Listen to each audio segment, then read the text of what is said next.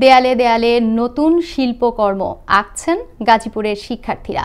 শোভা পাচ্ছে আওয়ামী লীগ সরকার পতনের বিভিন্ন স্লোগান ও ছাত্র জনতার গণ অভ্যুত্থানের বিশেষ মুহূর্ত।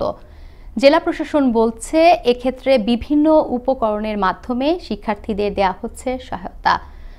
গাজীপুর জেলা প্রতিনিধি জসিম উদ্দিনের প্রতিবেদনে আরও জানাচ্ছেন সহকর্মী শওকত সাগর।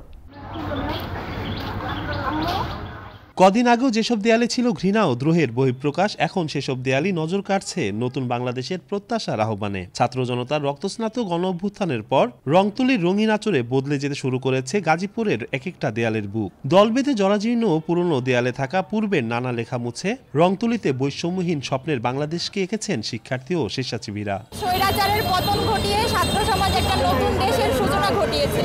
সেই জন্য আমরা নতুনভাবে মুক্ত পাখির মতো ডানা মেলে এখানে উঠতে পারছি। নিজ হাতের উদ্যোগে আমরা এই সিনারিগুলো তৈরি করতেছি। আমরা পুরো বাংলাদেশ বদলে দিতে চাই। বৈষম্য বিরোধী ছাত্র আন্দোলনের চিত্র আর আবু সাইদ মুগ্ধদের মতো শিক্ষার্থীদের ত্যাগ স্মরণ করিয়ে দিতেই দেয়ালে দেয়ালে আঁকা হচ্ছে গৌরবময় নানা গ্রাফিটি। লাশের মিছিল, পানি লাগবে পানি, পলিটিক্যাল স্যানিটাইজার ও বাংলাদেশ আমার সহ নানান স্লোগান আঁকছে শিক্ষার্থীরা। তারা জানায়, তারা এখন মুক্ত পাখি, যে আনন্দে করছে পরিষ্কার পরিচ্ছন্নতার কাজও।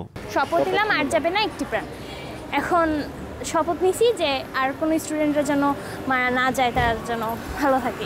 কেউ রাস্তা পরিষ্কার করতেছে, কেউ ট্রাফিকের দায়িত্ব নিতেছে। শিক্ষার্থীদের কাজগুলোকে সহজ করার জন্য সামগ্রিকভাবে বিভিন্ন উপকরণ দিয়ে সহায়তা করা হচ্ছে বলে জানান গাজীপুর জেলার জেলা প্রশাসক। রাস্তায় ট্রাফিক নিয়ন্ত্রণের কাজে সহযোগিতা করছে, বিভিন্ন বাজারে তদারকিতার সহযোগিতা করছে। আমরা জেলা প্রশাসনের পক্ষ থেকে তাদের সকল কাজে আমরা তাদের কাজগুলোকে সহজ করার জন্য সামগ্রিকভাবে আমরা বিভিন্ন উপকরণ দিয়েছি।